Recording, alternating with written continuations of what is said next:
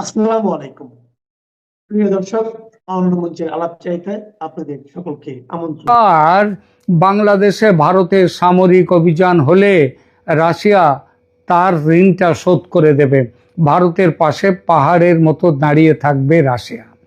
৭১-এর স্বাধীনতা সংগ্রামে আমেরিকার সপ্তম নৌবহরকে বঙ্গোপসাগরে আসতে দেয়নি, ঘেঁষতে দেয়নি রাশিয়া। এবারেও তাই হবে। রাশিয়া এবারও পাশে। ইতিহাস এভাবেই ঘুরে ফিরে আসে যে ভারতের পাশে যদি বাংলাদেশ নিয়ে ভারত সামরিক অভিযান করে, রাশিয়া ভারতের পাশে। প্রতিবেদনের শিরোনাম দেখে বুঝেছেন বাংলাদেশে যেভাবে সমস্যা দীর্ঘায়িত হচ্ছে, সমাধানের পরিবর্তে যেভাবে সমস্যাকে দিনকে দিন বাড়িয়ে তোলা হচ্ছে, তাতে ভারতের পক্ষ থেকে বাংলাদেশের সামরিক হস্তক্ষেপের সম্ভাবনা কমছে তো নাই, বরং বেড়ে যাচ্ছে অনেকটা। সেই ইউক্রেনে রাশিয়ার যে সামরিক হস্তক্ষেপ তেমনটাই। গত ১.৫ বছর ধরে ভারত কিন্তু অনেক চেষ্টা করে গেছে শান্তির পথে, অহিংসার পথে, বন্ধুত্বের পথে বাংলাদেশ সমস্যাকে মেটাতে। মোহাম্মদ ইউনূস সরকারের তীব্র ভারত বিরোধী মানসিকতা, ভারতের বিরুদ্ধে নানান মুখে নানান হুঙ্কার, এমনকি যুদ্ধের হুঙ্কার পর্যন্ত এ যাবৎ আমল দেয়নি ভারত। নানা রকম নাশকতামূলক যে কাজকর্ম করবার চেষ্টা চলছে বাংলাদেশ থেকে, ভারত সেগুলোতেও আমল দেয়নি তেমন। সমস্যা মেটাতে বারবার ভারত একটাই কথা বলেছে, সে কথাটা হলো নির্বাচনের কথা। সব দলকে নিয়ে স্বচ্ছ ও মুক্ত নির্বাচন, যেখানে আওয়ামী লীগ অংশ নিতে পারবে। কিন্তু বারে বারেই মোহাম্মদ ইউনূসের সরকার এড়িয়ে গেছে সে পথ। এখন তো আবার শেখ হাসিনার মৃত্যুদণ্ডও বের করে দিয়েছে আদালত থেকে। সুতরাং স্বচ্ছ অংশগ্রহণমূলক নির্বাচনের আশা এখন অনেকটাই দূরে চলে গেছে। একই সঙ্গে পাকিস্তানের সঙ্গে ঘনিষ্ঠতা, তুরস্কের সঙ্গে মিলে খিলাফত গঠনের চেষ্টা, চীনের সঙ্গে ভারত বিরোধী আঁতাত, সর্বোপরি আমেরিকা তার ভূ রাজনৈতিক স্বার্থে বাংলাদেশকে যেভাবে ব্যবহার করছে, তাতে ভারতের নিরাপত্তা সংকট ভীষণভাবে বেড়ে গেছে এবং এভাবে চলতে থাকলে ভবিষ্যতে আরও বেড়ে যাবে। এই প্রশ্ন কেউ করতে পারেন যে বাংলাদেশ কাকে বন্ধু করবে, মৌলবাদকে প্রশ্রয় দেবে কিনা, সেটা তার নিজস্ব সিদ্ধান্ত। ভারতের এখানে বলার কি আছে? ভারতের এই ব্যাপারে মাথা ঘামানো অনৈতিক, বা আরও স্পষ্ট করে বলতে গেলে যে অভিযোগটা এতদিন ধরে বহুকাল ধরে ভারতের বিরুদ্ধে করে এসেছে বাংলাদেশ, সেটাই যে দাদাগিরি। দাদাগিরি কেন সহ্য করবে বাংলাদেশ? দেখুন, কথাটা যে ভুল একেবারে তা নয়, তবে পৃথিবীতে এমন দাদাগিরির নজির একটা নয়, অজস্র আছে। ইরাকের সাদ্দাম হোসেন ইরাক থেকে বহু দূরের দেশ আমেরিকার কোন পাকা ধানে মই দিয়েছিল যে ইরাক আক্রমণ করেছিল আমেরিকা? ইরানের শাহকে কেন হটিয়ে দিয়ে ইসলামী শাসন প্রতিষ্ঠা করেছিল আমেরিকা? কেন বাংলাদেশে হাসিনা সরকারের পতন ঘটালো আমেরিকা? আমেরিকার দাদাগিরির উদাহরণ দিতে গেলে পুরো সময় কাবার হয়ে যাবে সেই উদাহরণে। সুতরাং আমেরিকা ছেড়ে রাশিয়ার দিকে নজর দিই। কেননা রাশিয়া এবং ইউক্রেন প্রসঙ্গ নিয়েই তো এখানকার আলোচনা। তার সাথে বাংলাদেশের কি সম্পর্ক সেইটা দেখুন। অন্য দেশে নাক গলানোর স্বভাব রাশিয়ার নেই বললেই চলে বর্তমানে। সোভিয়েত আমলে কিছুটা ছিল, সেটাও এখন আর নেই। একমাত্র ব্যতিক্রম ইউক্রেন। ইউক্রেনের ব্যাপারে নাক গলানো নয়, রাশিয়া ইউক্রেনে আক্রমণ করেছে। দেখুন, রাশিয়া ইউক্রেন যুদ্ধ প্রথমবার শুরু হয় 2014 সালে, শেষ হয় 2017 সালে। ইউক্রেনের ক্রিমিয়া অঞ্চল পুরোটাই দখল করে নেয় রাশিয়া। এরপর 2022 সালে শুরু হয় দ্বিতীয় যুদ্ধ, এখনো চলছে। 2014 সালে ক্রিমিয়া দখল ছিল রাশিয়ার উদ্দেশ্য, সেটা নাক গলানো কিন্তু নয়। ক্রিমিয়ায় রাশিয়ার ভূরাজনৈতিক, অর্থনৈতিক ও প্রতীকী স্বার্থের জটিল সমন্বয় ছিল। আর এবার 2022 সালে ইউক্রেন চেয়েছিল নর্থ আটলান্টিক ট্রিটি অর্গানাইজেশন বা ন্যাটোর সদস্য হয়ে নিজের দেশের নিরাপত্তা সুরক্ষিত রাখবে। কারণ আমেরিকার নেতৃত্বে গঠিত ন্যাটোর উদ্দেশ্যই হলো এই জোটের অন্তর্ভুক্ত কোনো দেশ আক্রান্ত হলে সবাই মিলে তার পাশে দাঁড়াবে। কে আক্রমণ করতে আসবে? ন্যাটোর জন্ম হয়েছিল সোভিয়েত রাশিয়াকে, সেই সময় সোভিয়েত রাশিয়াকে দমন করবার জন্য কিংবা তাকে আটকাবার জন্যে। রাশিয়া ইউক্রেনকে নিষেধ করেছিল, যে বলেছিল যে ন্যাটোর সদস্য হয়েও না। ইউক্রেন শোনেনি। আমেরিকার প্ররোচনায় অন্যান্য ইউরোপীয় ন্যাটো সদস্য দেশগুলোর বুদ্ধিতে আবেদন করেছিল সদস্য পদের জন্য, রাশিয়ার সব আপত্তি উড়িয়ে দিয়ে। রাশিয়া ক্রুদ্ধ হয়ে ঝাঁপিয়ে পড়ে তখন ইউক্রেনে। ইতিমধ্যে ইউক্রেন শ্মশান হয়ে গেছে, তার বিরাট ভূখণ্ড রাশিয়ার দখলে। ইউক্রেনের সঙ্গে বর্তমান বাংলাদেশের অদ্ভুত একটা মিল আছে, এবং তেমনই মিল রাশিয়ার সঙ্গে ভারতের। মানে ইউক্রেন এবং রাশিয়ার সম্পর্কের যে কেমিস্ট্রি, সেই একই জিনিস দেখা যাচ্ছে ভারত এবং রাশিয়ার সাথে, ভারত এবং বাংলাদেশের সাথে। এই মিলটা কিরকম মিল দেখা যাক। দেখুন, ইউক্রেনে রাশিয়ার সামরিক অভিযানের কারণগুলো খুঁজলে এই কারণগুলো দেখা যায়। এক, সামরিক ও রাজনৈতিক স্বার্থের জন্য ক্রিমিয়া রাশিয়ার নৌশক্তির জন্য অত্যন্ত গুরুত্বপূর্ণ ছিল। ক্রিমিয়ার সেভাস্তোপল বন্দরে রাশিয়ার ব্ল্যাক সি ফ্লিট রয়েছে, আজকে নয়, সেই সোভিয়েত আমল থেকে। ক্রিমিয়া থেকে রাশিয়া শুধু কৃষ্ণ সাগরই নয়, বরং পূর্ব ভূমধ্যসাগর, মধ্যপ্রাচ্য, দক্ষিণ ইউরোপ অঞ্চলে দ্রুত নৌ ও ক্ষেপণাস্ত্র, মানে তাদের আকাশ শক্তি ব্যবহার করতে পারে। এখান থেকে নৌঘাঁটি, বিমান ঘাঁটি ও ক্ষেপণাস্ত্র তৈরি করে রাশিয়া নিজেকে আঞ্চলিক পরাশক্তি, সামরিক পরাশক্তি হিসেবে প্রতিষ্ঠা করেছে। যা ন্যাটো যদি এখানে আসে তাহলে রাশিয়ার সেই প্রতিষ্ঠা আর থাকে না। ইউক্রেন ন্যাটোয় যোগ দিলে এখানে ন্যাটো তার সামরিক ঘাঁটি বানাবে। তাই রাশিয়া 2014 সালে দখল করে নিল ক্রিমিয়া নিজের সুরক্ষার জন্য। তারপরে যখন সম্প্রতি 3-4 বছর আগে, 3.5 বছর আগে আবার ইউক্রেন যখন ন্যাটোর সদস্য পদের অ্যাপ্লাই করলো, তখন শুরু হয়ে গেল 2022-এর ইউক্রেন যুদ্ধ। এর সঙ্গে আছে অর্থনৈতিক স্বার্থ। ক্রিমিয়াকে ঘিরে কৃষ্ণ সাগরের সীমানা জুড়ে বিপুল পরিমাণ অফশোর মানে সমুদ্রের অভ্যন্তরে তেল ও গ্যাসের বিপুল রিজার্ভ। ক্রিমিয়াকে দখলে নিতে পারলে তার মালিক হবে রাশিয়া। আবার ক্রিমিয়াকে দখলে রাখতে পারলে, যদি ইউক্রেন দখলে রাখতো, তাহলে ন্যাটো তার মালিক হয়ে যেত। বাণিজ্য সমুদ্রপথে ক্রিমিয়ার অবস্থান অত্যন্ত গুরুত্বপূর্ণ। স্থানীয় অর্থনীতি, কৃষি ও পর্যটন শিল্পে ক্রিমিয়ার স্থান বিখ্যাত। ক্রিমিয়ার মাটি এত সুন্দর যে সেখানকার মাটি এবং ইউক্রেনের মাটি সব নিয়ে যাওয়া, হিটলার সেই মাটি জাহাজ ভর্তি করে জার্মানিতে নিয়ে যাওয়ার চেষ্টা করেছিলেন, জার্মানির ফসল ভালো হবে তার জন্যে। আর এসবের ওপরে আছে একটি ঐতিহাসিক ভুলকে সংশোধন করা। কি ভুল ছিল? সোভিয়েত আমলে ক্রিমিয়া ছিল সোভিয়েতের রাশিয়ান প্রদেশের মধ্যে, রুশ প্রদেশের মধ্যে। 1954 সালে ক্রুশ্চেভ তিনি ক্রিমিয়াকে করলেন কি, রাশিয়ার প্রদেশ থেকে সরিয়ে নিয়ে ইউক্রেন প্রদেশে যুক্ত করলেন। ইউক্রেন এবং রাশিয়া তখন একই রাষ্ট্রের অংশ, তাই অসুবিধে হয়নি। কিন্তু 1991 সালে সোভিয়েত ভেঙে যায়, আলাদা রাষ্ট্র হয় ইউক্রেন ও রাশিয়া। গোলমালের শুরু তখন থেকে। রাশিয়া বোঝে বড় ভুল হয়ে গেছে ক্রিমিয়াকে ইউক্রেনকে দেওয়ার ফলে।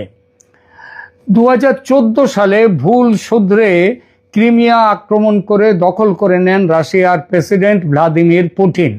তারপর একটি গণভোটের মাধ্যমে ক্রিমিয়ার জনগণ বলে তারা রাশিয়ার অংশ হয়ে থাকতে চায় এবং তখন থেকেই ক্রিমিয়া রাশিয়ার মধ্যে চলে গেছে। এই প্রসঙ্গে এটাও বলার, ক্রিমিয়ার জনগণের বড় অংশ রাশিয়ান এবং তাদের মাতৃভাষা কিন্তু রুশ। 2022-এ রাশিয়া যে আক্রমণ করলো ইউক্রেন, তার বড় কারণ ইউক্রেন প্রেসিডেন্ট জেলেনস্কির রুশ বিরোধী অবস্থান, ন্যাটোর সদস্য পদের আবেদন। রাশিয়া তার নিরাপত্তার স্বার্থে তখন ইউক্রেন আক্রমণ করলো। সারা পশ্চিমী দুনিয়া রাশিয়ার বিরুদ্ধে জোট বেঁধে ইউক্রেনকে সামরিক, অর্থনৈতিক সব রকম সাহায্য দিয়ে তারপরে রাশিয়ার বিরুদ্ধে একের পর এক নিষেধাজ্ঞা বা স্যাংশন জারি করেও দমাতে পারা যায়নি রাশিয়াকে। এখন শান্তি চুক্তি করতে তৎপর আমেরিকা ও ইউরোপের বাকি দেশগুলো। রাশিয়া ইতিমধ্যে ইউক্রেনের বিরাট ভূখণ্ড, দক্ষিণ পূর্ব ইউক্রেনের বিরাট ভূখণ্ড দখল করে নিয়েছে। বলেছে যে চুক্তি হোক না কেন, জমি দখল করা জমি রাশিয়া ছাড়বে না। ইউক্রেনের এই পরিস্থিতির সঙ্গে বাংলাদেশের অদ্ভুত মিলগুলোকে এবার লক্ষ্য করুন। এক এক করে সেই মিলগুলোর কথা খুব ছোট্ট করে বলি। প্রথমত, দুই দেশের পুরনো সম্পর্ক, যেমন ইউক্রেনে রাশিয়া আগে একটাই দেশ ছিল, বাংলাদেশ আর ভারতও তাই, একটাই দেশ ভারতবর্ষ। ইউক্রেনকে স্বাধীনতা দিয়ে আলাদা দেশ করে দেয় সোভিয়েত রাশিয়া। বাংলাদেশের স্বাধীনতার মূলেও ছিল কে? বাংলাদেশের স্বাধীনতার মূলেও ছিল ভারতের ভূমিকা। ভারত এবং বাংলাদেশের অর্থনীতিতে এবং যোগাযোগ ব্যবস্থায় এতটাই পরস্পর নির্ভরতা যে এটা ভাঙতে হলে ক্ষতি দুই দেশেরই। আমেরিকার মদতে ন্যাটো জোটের হয়ে ইউক্রেন গিয়েছিল রাশিয়ার বিরুদ্ধে, আর সেই আমেরিকার মদতে বাংলাদেশ আবার পাকিস্তানের সঙ্গে জোট বেঁধেছে ভারতের বিরুদ্ধে। ভারত তো এটা সহ্য করবে না, যেমন ইউক্রেনের ব্যাপারেও রাশিয়া সহ্য করেনি। ক্রুশ্চেভ ক্রিমিয়া নিয়ে ভুল করেছিলেন, একই ভুল ভারতের সীমানা নির্ধারণে করে গিয়েছেন সেই ব্রিটিশ র্যাডক্লিফ সাহেব 1947 সালের দেশভাগের সময়। শিলিগুড়ি করিডোরের মতো সরু ভূখণ্ডের সঙ্গে সেভেন সিস্টার্সকে জুড়ে দেওয়াটাই ছিল বড় ভুল। কিংবা ত্রিপুরার সঙ্গে সমুদ্রপথ যুক্ত না করেও তিনি ভুল করে গিয়েছিলেন। এই সব সত্ত্বেও ভারত এতদিন চুপ ছিল। মানচিত্রের ভুল শুধরে নিতে 71-এ যেমন চেষ্টা করেনি, সেবারও চেষ্টা করলে ওই চিকেন নেককে চওড়া করে নেওয়া যেত। এমনকি চট্টগ্রাম বন্দরের যে মাঝখানে যে সরু 28 কিলোমিটারের মতো ত্রিপুরা থেকে চট্টগ্রাম বন্দর, সেই জায়গাটার জন্য অন্য ব্যবস্থা করে নিতে পারত, ভারত করেনি। তারপর 54 বছর কেটে গেছে, স্বাধীন হয়েছে বাংলাদেশ, তারপরেও চেষ্টা করেনি। গত 15 বছর বরং উল্টে ওই 3 বিঘা যেখানটায় করিডোরগুলো ছিল সেখানটায় যে চুক্তি করেছে, সেই চুক্তিতে ভারতের জমি বেশি গেছে, বাংলাদেশের জমি কম গেছে। গত 15 বছর বাংলাদেশে ছিল শেখ হাসিনার দূরদর্শী শাসন। তার আগের বছরগুলির বেশিরভাগই ছিল আবার ভারতে কংগ্রেস দলের অদূরদর্শী শাসন। ওদিকে শেখ হাসিনার দূরদর্শী শাসন এবং তার আগের বছরগুলোর বেশিরভাগ ছিল ভারতে আবার অদূরদর্শী শাসন। তাই মানচিত্রে হাত পড়েনি দুই দেশের। কিন্তু এখন ভারতে মোদির শাসন, তিনি আবার পুতিনের মতোই অনেকটাই রাফ অ্যান্ড টাফ। বাংলাদেশের সঙ্গে পুরনো সম্পর্কের দিকে চেয়ে তিনি এ পর্যন্ত মোহাম্মদ ইউনূসের সব রকমের বাদরামি বলা যায়, বাদরামি মেনে নিয়েছেন, কিন্তু আর নয়। রংপুর আর চট্টগ্রামের মানচিত্র এবার পাল্টে যাবে ক্রিমিয়ার মতো, এ কথা কিন্তু নয়াদিল্লির বিভিন্ন মহলে ঘুরে বেড়াচ্ছে। নয়াদিল্লির বিভিন্ন সূত্র জানাচ্ছে অপেক্ষার পালা, মানে ভারতের অপমান সহ্য করেও চুপচাপ থাকার পালা এবার শেষ। আর মাত্রই কয়েকটা দিন। ফেব্রুয়ারির নির্বাচন স্থগিত হলে কিংবা আবার আমেরিকার মদতে সেই নির্বাচনে আওয়ামী লীগকে অন্তর্ভুক্ত না করলে ভারতের পক্ষে আর চুপ করে থাকা সম্ভব হবে না। কারণ আরও যদি চুপ করে থাকা হয় তাহলে ভারতের সুরক্ষা প্রতিরক্ষার ক্ষতি। বাংলাদেশে ভারত এমন পরিস্থিতি হলে যদি নির্বাচন না হয় কিংবা আওয়ামী লীগকে বাদ রেখে নির্বাচন হয়, তাহলে বাংলাদেশে ভারতের সামরিক অভিযান অনিবার্য। কেউ ঠেকাতে আসবে না, না পাকিস্তান না আমেরিকা, আর চীনের তো প্রশ্নই ওঠে না। রাশিয়া ইউক্রেন যুদ্ধে রাশিয়ার পাশে অর্থনীতির বড় সহায়তা দিয়েছে ভারত। এই অভিযোগ স্বয়ং মার্কিন প্রেসিডেন্ট ডোনাল্ড ট্রাম্পের। তিনি বলেছেন রাশিয়া ইউক্রেন যুদ্ধ চালিয়ে যেতে পারছে এই জন্যেই যে ভারত বিপুল পরিমাণ তেল কিনছে রাশিয়া থেকে, তার জন্যই তাদের অর্থের অসুবিধে হচ্ছে না। এবার বাংলাদেশে ভারতের সামরিক অভিযান হলে রাশিয়া তার ঋণটা শোধ করে দেবে। ভারতের পাশে পাহাড়ের মতো দাঁড়িয়ে থাকবে রাশিয়া। ৭১-এর স্বাধীনতা সংগ্রামে আমেরিকার সপ্তম নৌবহরকে বঙ্গোপসাগরে আসতে দেয়নি, ঘেঁষতে দেয়নি রাশিয়া। এবারেও তাই হবে। রাশিয়া এবারও পাশে। ইতিহাস এভাবেই ঘুরে ফিরে আসে। ডিসেম্বরের ৪ ও ৫ তারিখে ওই যে ভ্লাদিমির পুতিন ভারতে এসে প্রায় ২০০-র মতো প্রতিনিধি নিয়ে এসেছিলেন, তাদেরকে নিয়ে এসে বহু রকমের চুক্তি করে গেছেন, এখানে বহু রকম কথা হয়ে গেছে। এবং সেটা তিনি এই কথাটিও বলে গেছেন যে ভারতের পাশে যদি বাংলাদেশ নিয়ে ভারত সামরিক অভিযান করে, রাশিয়া ভারতের পাশে।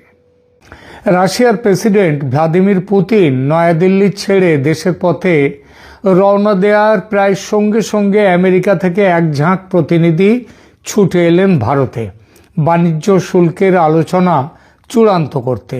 শুনতে পাচ্ছি যেসব বিষয়ে এতদিন সিদ্ধান্তে পৌঁছানো যাচ্ছিল না, পুতিনের ভারত সফরের পর সেই বিষয়গুলো নিয়ে আর দেরি করতে চায়নি আমেরিকা, সেগুলো চূড়ান্ত হয়ে গেছে। এবং ভারত আমেরিকা বাণিজ্য শুল্ক চুক্তি কয়েকদিনের মধ্যে সই সাবুত হয়ে যাবে। এই আলোচনা দিয়ে শুরু করলাম বটে, কিন্তু যে বিষয়টি নিয়ে কথা বলবো এখন, একদিক দিয়ে সেটা বাণিজ্য শুল্কের চেয়ে আরও অনেক বেশি গুরুত্বপূর্ণ। সেটা হলো ভারতের সুরক্ষা, সেই সমস্ত ব্যাপার নিয়ে। দিল্লিতে ভারত আমেরিকার দুদিনের সন্ত্রাসবাদী বিরোধী বৈঠক হয়ে গেল। দিল্লিতে হওয়া এই দুদিনের ভারত আমেরিকা বৈঠকে দুপক্ষ সন্ত্রাসবাদের বিরুদ্ধে সহযোগিতা আরও গভীর করেছে। বিশেষ করে পাকিস্তান ভিত্তিক জঙ্গি সংগঠন আইএস, আল কায়দা এদের ওপরে আরও শক্ত করে প্রতিবন্ধ লেগে গেল। ড্রোন, এআই ব্যবহার ও টেরর ফান্ডিং ঠেকানোকে কেন্দ্র করে কৌশলগত সমন্বয়কে নতুন স্তরে তুলে নিল ভারত আমেরিকা দুই দেশ। কারা যেন বলছিল আমেরিকা এখন ভারতকে ছেড়ে পাকিস্তানকে এবং পাকিস্তানের পোলা বাংলাদেশের সন্ত্রাসী সংগঠনগুলোকে নাকি কোলে তুলে নিয়েছে। তাদের উদ্দেশ্যে বলবো, ভালো করে এই প্রতিবেদনটা শুনুন। গত কিছুদিন ধরে বলে যাচ্ছি, গত কয়েক মাস ধরে বেশ কিছু বেগরবাই করার পর ট্রাম্প সাহেব অবশেষে ঠিক লাইনে ফিরছেন নানান চাপের ফলে। সেই ফেরার এক নমুনা হলো এই দুদিনের বৈঠক। পাকিস্তানে ও বাংলাদেশে সন্ত্রাসবাদের চাষ করে যারা, ভারতকে টুকরো টুকরো করার স্বপ্ন দেখছিল যারা, তারা ভালো করে আমার এখনকার এই প্রতিবেদনটি শুনবেন। নয়াদিল্লির এই বৈঠক মূলত দুইটি প্ল্যাটফর্ম মিলে অনুষ্ঠিত হয়। একটা প্ল্যাটফর্ম ছিল ২১তম India USA joint working group on counter terrorism এবং দ্বিতীয়টি হল ৭ম ডেজিগনেশনস ডায়ালগ। স্থান নয়াদিল্লি। দুদিন ধরে প্রযুক্তিগত ও কর্মপর্যায়ের আলোচনার পর ৬ ডিসেম্বর দুই দেশ যৌথ বিবৃতি প্রকাশ করে। বৈঠকে ভারতের পক্ষে নেতৃত্ব দেন doctor Vinod Bahade, joint secretary counter terrorism, পররাষ্ট্র মন্ত্রণালয়, ভারত সরকার।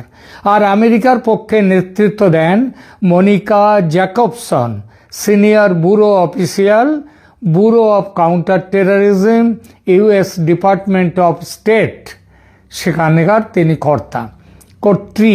বৈঠকের প্রধান বার্তা হল সন্ত্রাসবাদের বিরুদ্ধে ভারত ও আমেরিকার যৌথভাবে অবস্থান, সমস্ত রকমের সন্ত্রাসবাদকে বিনা শর্তে নিন্দা।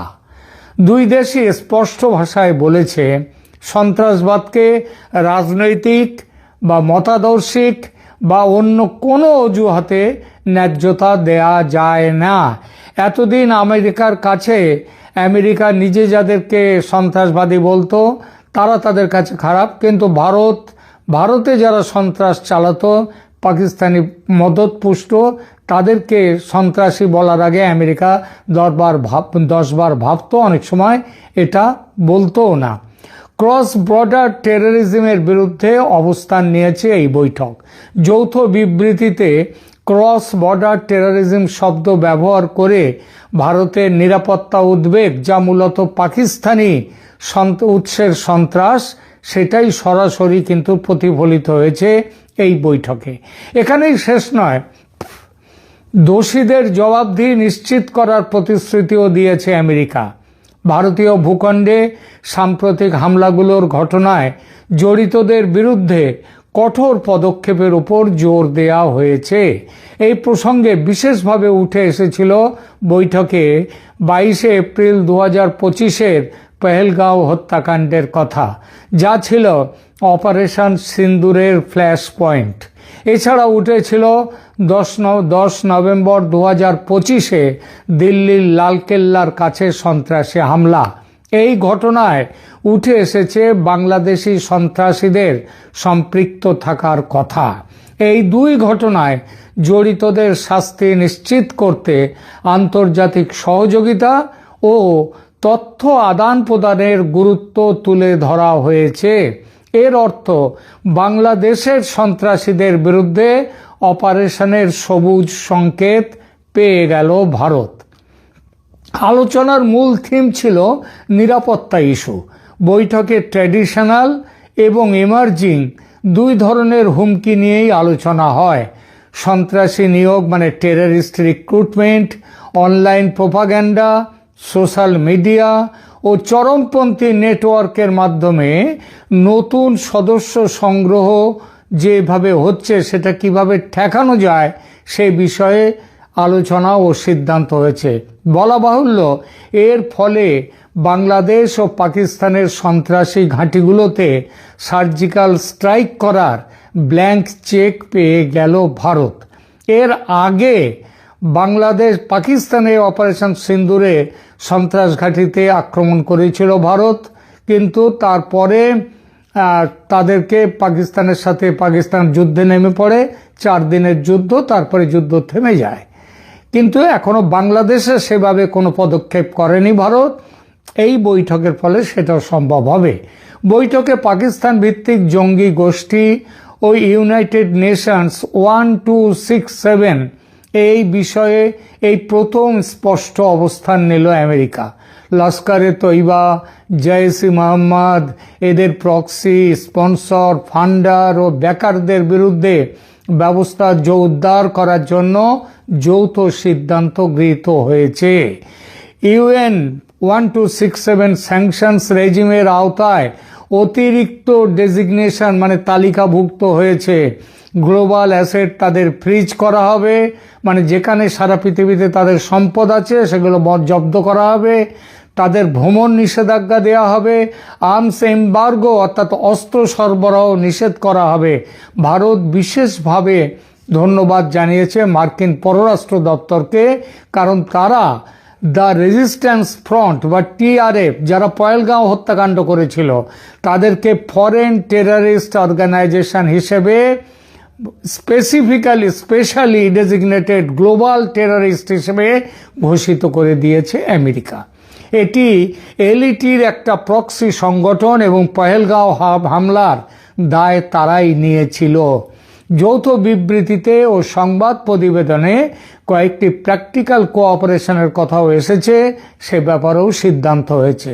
সব মিলিয়ে সন্ত্রাসবাদের বিরুদ্ধে লড়াইয়ে ভারত ও আমেরিকার এই হাত মেলানো এক নতুন যুগের সূচনা করল।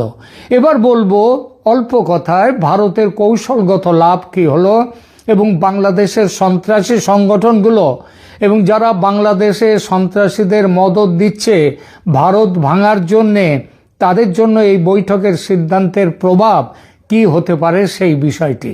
এই বৈঠকটি ভারতের জন্য অত্যন্ত কৌশলগত লাভজনক হয়েছে, বিশেষ করে বর্তমান বাংলাদেশ পরিস্থিতির প্রেক্ষিতে, যেখানে পাকিস্তান ভিত্তিক জঙ্গি সংগঠনগুলো এবং স্থানীয় সন্ত্রাসী দলগুলো ক্রমবর্ধমান হুমকি তৈরি করছে।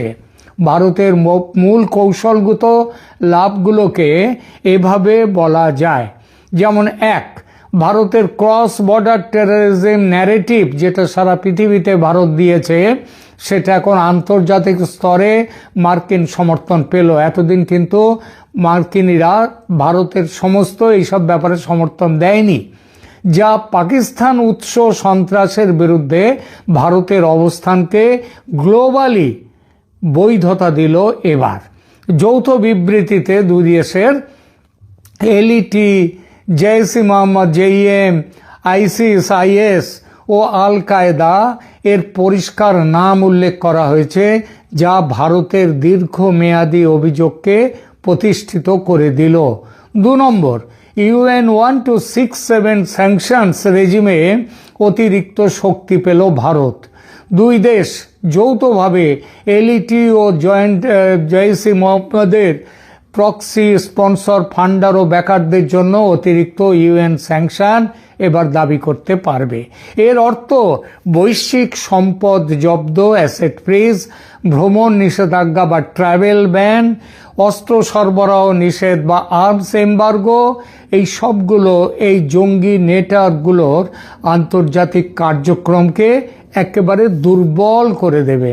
3 নম্বর, দ্য রেজিস্ট্যান্স ফ্রন্ট, ওই পহেলগাঁও ঘটনার, এদেরকে আমেরিকা ফরেন টেররিস্ট অর্গানাইজেশন বা এফটিও বলেছে এবং স্পেশালি ডেজিগনেটেড গ্লোবাল টেররিস্ট এসডিজিটি হিসেবে ঘোষণা করে দিয়েছে এই বৈঠকে। এটি গুরুত্বপূর্ণ কারণ টিআরএফ হলো লস্কর-ই তৈবার একটা প্রক্সি, যারা পহেলগাঁও হামলা পরিচালনা করেছিল। চতুর্থত, এফএটিএফ প্ল্যাটফর্মে ভারতের অবস্থান শক্তিশালী হলো। এই দেশ এফএটিএফ এর সমন্বিত কর্মসূচি চালাতে প্রতিশ্রুতিবদ্ধ হয়েছে। এর কি পরিণাম? এর পরিণামে পাকিস্তান, বাংলাদেশ এরা বিভিন্ন আন্তর্জাতিক সংগঠন থেকে কোনো আর্থিক সংগঠন থেকে কোনো টাকা লোন পাবে না। এরা ব্ল্যাক লিস্টেড হয়ে গেল। বাংলাদেশের সন্ত্রাসী সংগঠনগুলোর উপর তাহলে কি প্রভাব হবে একটু দেখি। জামাতুল আনসার ও হুজি বাংলাদেশের সদস্যদের ফান্ডিং চ্যানেল বন্ধ হবে এবার।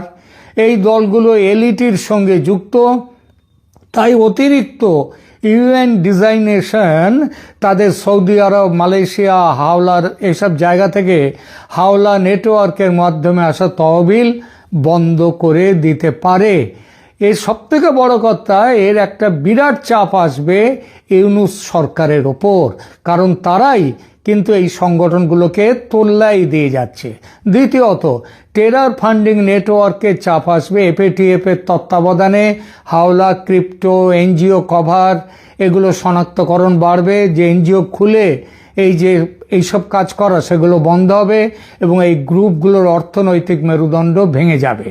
তৃতীয়ত, আন্তর্জাতিক ভ্রমণ নিষেধাজ্ঞা এই দলগুলোর উচ্চ পর্যায়ের কমান্ডারদের, যেমন ধরুন জসিম-উদ্দিন রেহমানি, ইনি সারা পৃথিবী ঘুরে ঘুরে তিনি বক্তৃতা দিয়ে যাচ্ছেন, তিনি তার সন্ত্রাসবাদ চালিয়ে যাচ্ছেন। ট্রেনিং বা সমন্বয়ের জন্য ইনি বিদেশে যেতে পারবেন না এবং এর মতো যারা আছে তারাও বিদেশে যেতে পারবে না। 4 নম্বর, জঙ্গি বন্ধু মোহাম্মদ ইউনূসের সরকারের ওপর ভারতের চাপ আরও বাড়বে। আমেরিকা থেকে প্রশ্রয় এই সরকার পাবে না। পঞ্চমত, বাংলাদেশের সন্ত্রাসী ঘাঁটিতে ভারতের সার্জিক্যাল স্ট্রাইক চালানো আরও সহজ হলো। অপারেশন সিন্দুরের মতো জঙ্গি ঘাঁটি ভেঙে দেওয়ার সিদ্ধান্ত নেয়ার ব্যাপারে ভারত ভবিষ্যতে আরও প্রোঅ্যাক্টিভ হতে পারবে। সব মিলিয়ে ইউনূসের মদতে বাংলাদেশে জঙ্গিবাদ ও সন্ত্রাসবাদের যে চাষ শুরু হয়েছিল পাকিস্তানের আইএসআই এর তত্ত্বাবধানে সেটা বিপুলভাবে বাধাগ্রস্ত হলো। এমনিতেই রাশিয়া ভারতের পাশে, এবার সব বুঝে আমেরিকাও এসে দাঁড়াতে বাধ্য হলো ভারতের পাশে। তাহলে বুঝতেই পারছেন কি হবে, ভারত কোন জায়গায় উঠে গেল।